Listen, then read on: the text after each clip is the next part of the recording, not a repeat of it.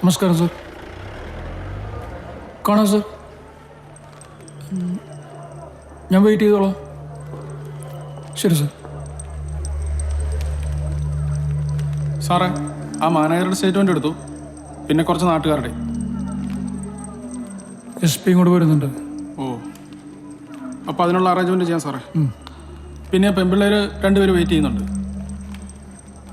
ഒരാളോട് വരാൻ പറയും. ശരി സാറേ.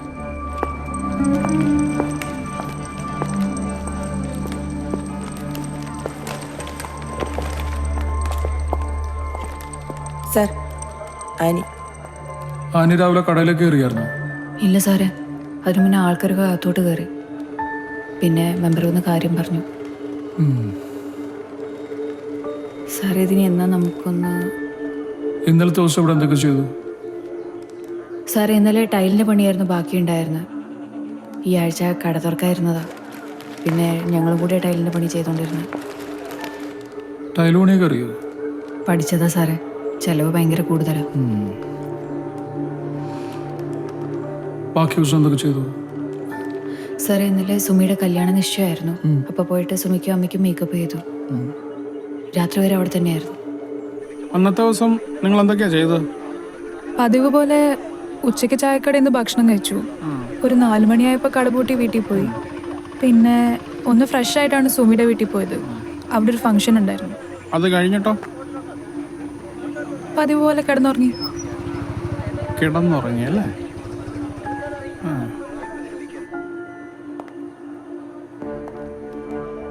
ആനി ഒരു പാർലറിൽ വർക്ക് ചെയ്തിരുന്നല്ലേ? പിന്നെന്ത് പറ്റി ഇവിടെ ഒന്ന് സ്വന്തമായിട്ട് ഒരു ബ്യൂട്ടി പാർലറൊക്കെ തുടങ്ങാൻ? സാർ, എപ്പോഴെങ്കിലും സ്വന്തമായിട്ട് ഒരെണ്ണം തുടങ്ങണം എന്നൊരാഗ്രഹം ഉണ്ടായിരുന്നു. പിന്നെ ഇവിടെ അടുത്തൊന്നും വേറെ പാർലറും ഇല്ല. ഓഹോ. ശനിയാഴ്ച വൈകിട്ട് 5 മണിക്ക് ബാങ്ക് സ്റ്റാഫ് സെൻസർ ഓൺ ചെയ്തു, ബാങ്ക് പൂട്ടി. ഞായറാഴ്ച രാവിലെ നിങ്ങൾ കട തുറന്നു, പണി തുടങ്ങി. അന്ന് ഉച്ചയ്ക്ക് ബാങ്ക് മാനേജർ ബാങ്കിൽ വന്നു. വൈകിട്ട് 4 മണിയായപ്പോൾ നിങ്ങൾ കട പൂട്ടി അല്ലേ? ചായക്കട പൂട്ടുന്നവരെ കറിയൊന്നും ശ്രദ്ധിച്ചില്ലെന്ന് പറയുന്നു. തിങ്കളാഴ്ച രാവിലെ മെമ്പർ പോലീസ് സ്റ്റേഷനിലേക്ക് ഫോൺ ചെയ്തു. അപ്പോൾ മോഷണം അപ്പോഴേക്കും നടന്നിട്ടുണ്ടാവുക. രാത്രി ആയിരിക്കില്ലേ സാർ?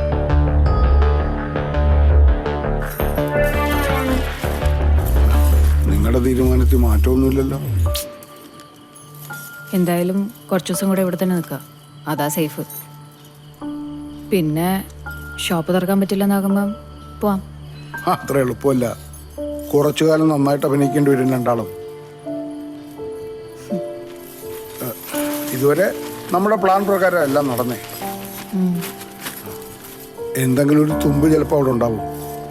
സൂക്ഷിക്കണം. ഇതിന് അത്ര മാർക്കറ്റ് വലിയൊന്നും ഉണ്ടാവില്ല. ഞാനൊരാളെ കണ്ടുവച്ചിട്ടുണ്ട്. നല്ലവനാ, പറ്റിക്കല. ഇത് വിറ്റ് കിട്ടുന്ന ആദ്യത്തെ പങ്ക് നമ്മൾ ബേസിലിന് കൊടുക്കണം. അതൊക്കെ അപ്പ പറയണ പോലെ. പിന്നെ ഇതെല്ലാം കൂടെ എൻ്റെ തുരുത്തിൽ വെട്ടി കൊണ്ടുവയ്ക്കാം. അവിടെ സേഫ്, ആരും വരില്ല.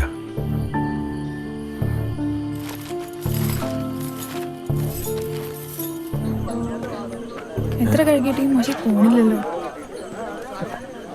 നിങ്ങളിങ്ങനെ ഡസ്റ്റ് പഠിച്ച് നിൽക്കല്ലേ, എന്തെങ്കിലും കഴിക്കാം. വാ, ഒരുമിച്ച് കഴിക്കാം. വാ.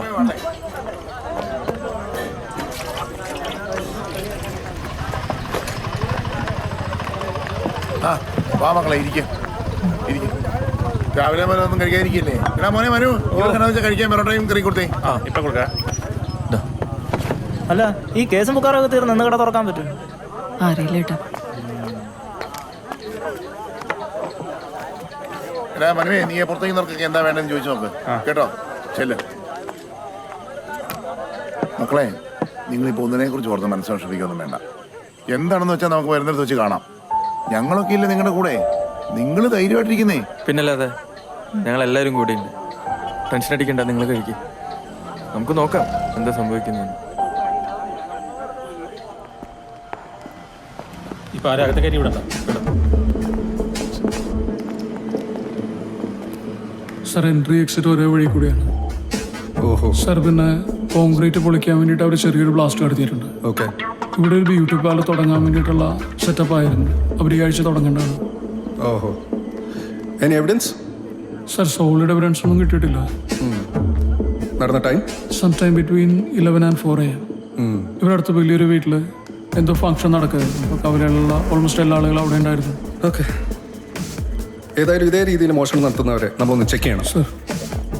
എമ്മോ കോൺവിക്സ്, പ്രത്യേകിച്ച് ഈ അടുത്ത് റിലീസായവർ. സർ.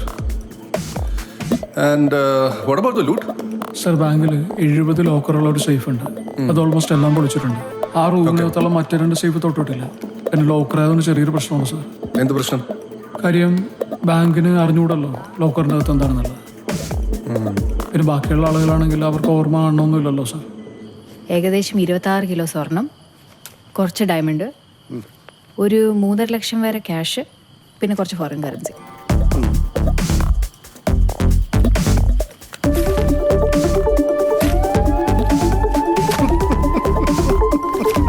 അപ്പന്റെ കള്ളി പോകുന്നതല്ലേ. ഇറങ്ങി ഇറങ്ങി ഇറങ്ങി വന്നോണ്ടിരിക്കാം. Okay.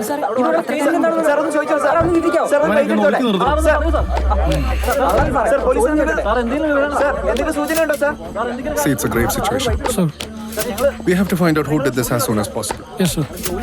You make an investigation team and you give me the list tonight itself. Sir. Okay? നമുക്കിത് പെട്ടെന്ന് ക്ലോസ് ചെയ്യാം. All right? Okay sir.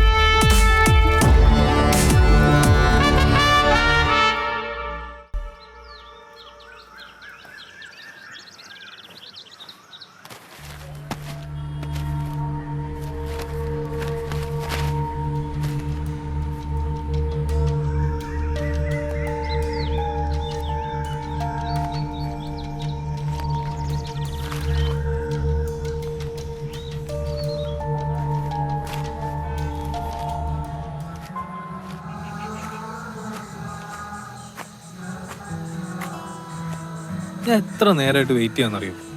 ആരെങ്കിലും കണ്ടോ? അറിയില്ല. ആ ആന ചേച്ചി തരാനുള്ള കാശ് തന്നു. ഏത് കാശ്? അവർക്ക് വേണ്ടി കുറെ പണിയെടുത്തല്ലേ. ഇപ്പൊ കടയൊക്കെ കേസിലാന്നാ കേട്ടെ. ഇതൊക്കെ കിട്ടുവോ? അത് കിട്ടിയായിരുന്നു.